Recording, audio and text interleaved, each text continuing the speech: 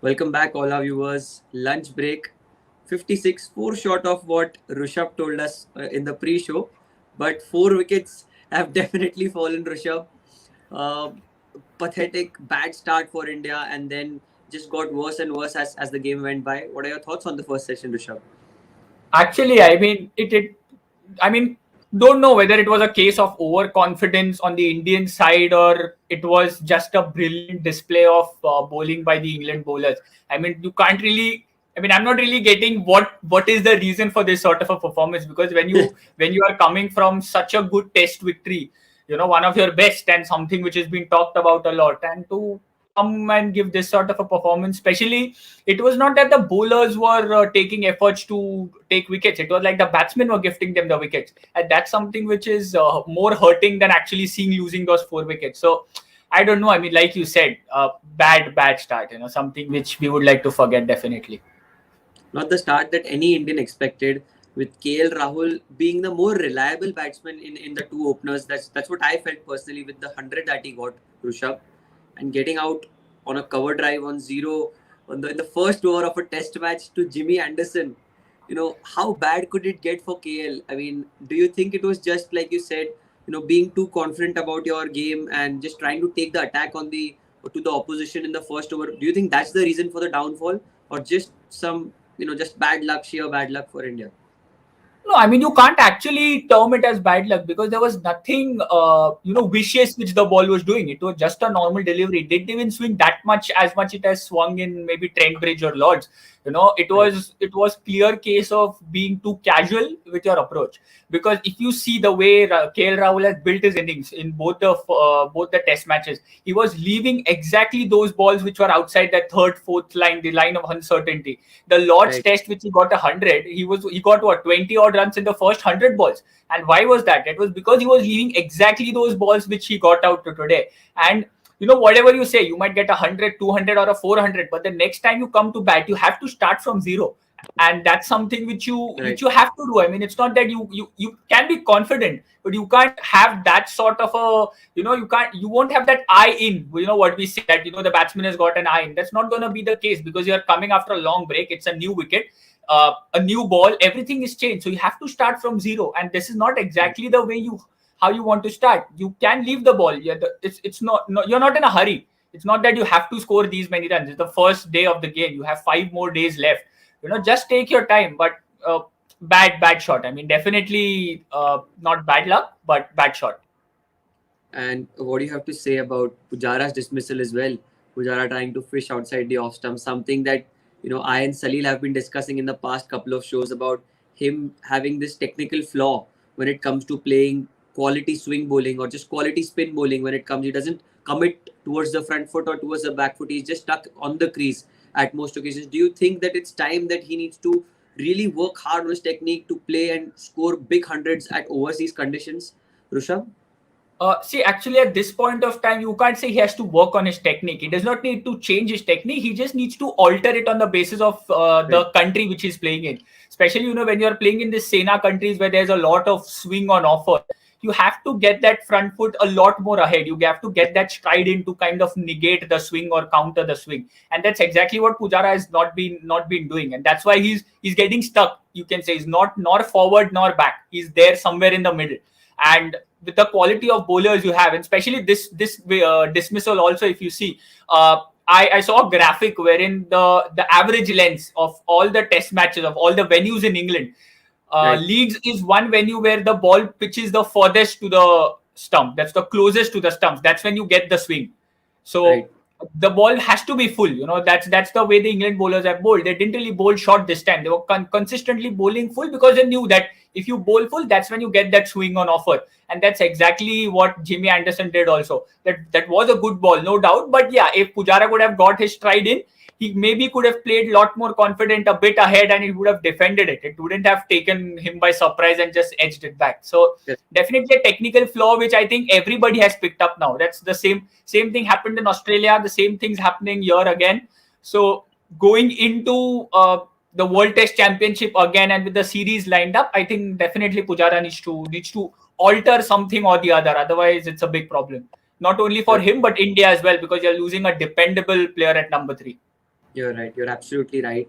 And let's talk about a bit of positives here. Let's talk about Rohit Sharma for a change, because the way he's applied his innings, I heard the commentators as well talk about, even Harsha Bhogle, Sunil Gavaskar, Sanjay Manjrekar, everyone talking about how good of a one-day cricketer he is and how he likes to dominate fast bowling and just white ball cricket in general. Coming to red ball, coming to Test cricket, he's playing a Pujara-like innings. He's showing his patience, his resilience, and the way he's batting. Do you see him, becoming more and more mature as he started to play all the three formats, and he started to take the onus upon himself? Since the first Test, he played a very long innings for to get to around 30-40 runs. He played around 70-80 balls. That is unlike what Rohit Sharma we know. Leaving the balls outside off stump. So Rishabh, do you think this approach is something that is a big positive for him personally, and as well as the few 3-4 years down the line for Indian Test cricket? Definitely. I mean, with this sort of innings which Rohit Sharma has played, he's put all the critics to rest. There were Right. questions being raised about, does Rohit Sharma has the temperament? Is Rohit Sharma only a white ball specialist? Can he play Test cricket? I think after this series, nobody will have this question. If even Absolutely. after this series, if you have that question, then you definitely need to question your abilities and not Rohit Sharma's, because he's actually proved himself Fantastic. what he can do. That's Yeah. that's something which, like you said, unlike Rohit Sharma.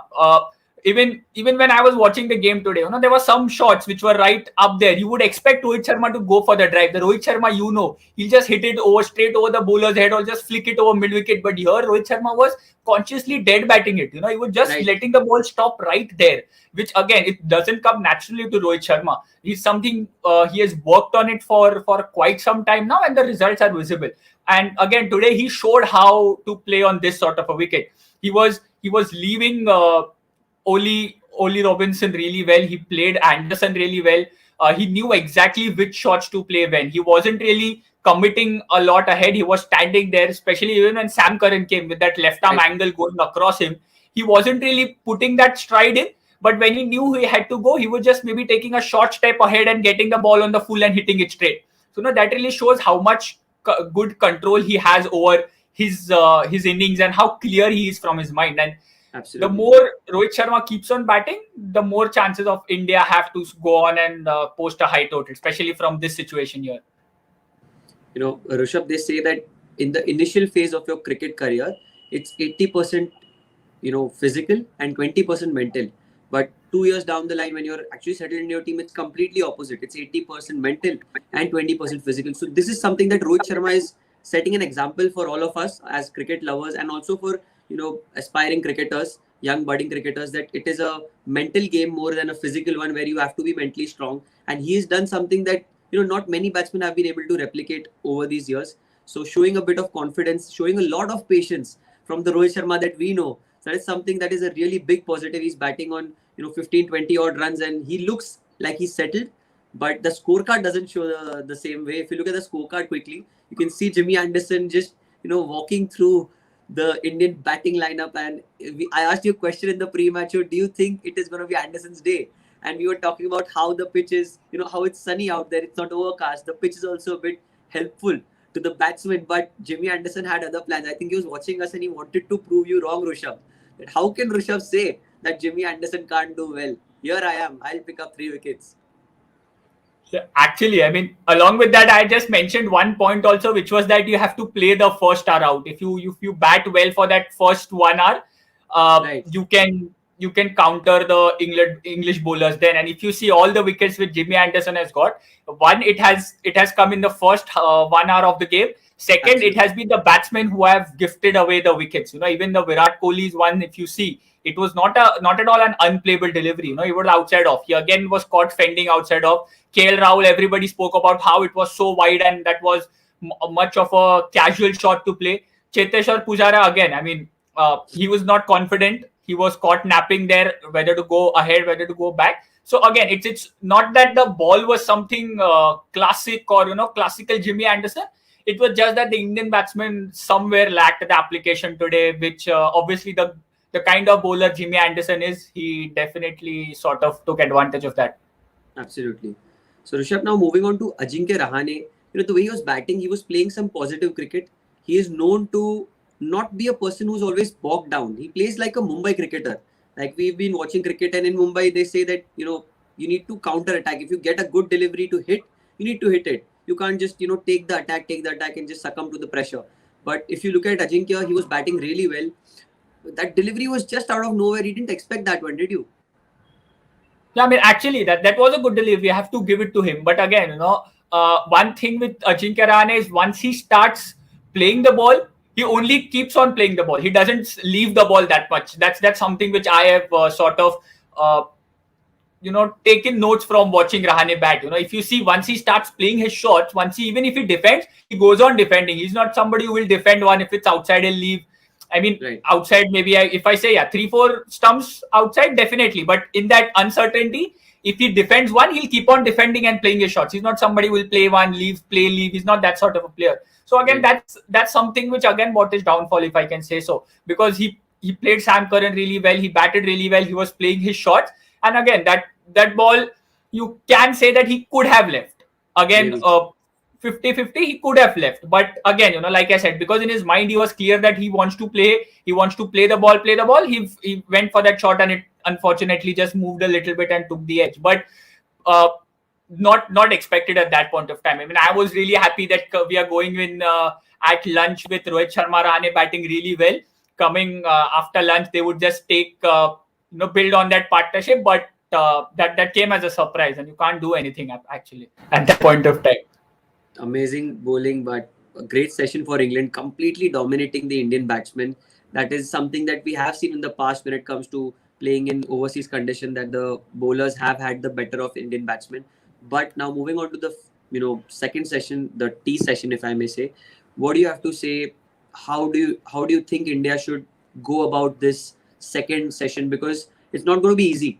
Okay, because Rishabh Pant coming in, he is someone who likes to go after the bowling. We know that he's going to step out to Anderson. We could probably see a switch hit from him. He's that kind of a player who surprises all of us. But Rishabh, what should India's game plan be now? What would Ravi Shastri, Vikram Rathore, the Indian batting coach, he's in contention for being the head coach in a few months probably. And even Virat Kohli, having some doubts of his own as a captain, might have some words to say. What do you think would be the dressing room talk right now at lunch? See, at this point of time, you can't do much. It's just that give that license to the players to go out there and do their job. I mean, you spoke about Pant and how aggressive he is. But Pant being aggressive has more probability of scoring runs than Pant being defensive. So you Absolutely. can't expect Pant to play 100 balls and score a 50. That's never going to be the case. But you can expect Pant to bat out for 40 balls and score a 50.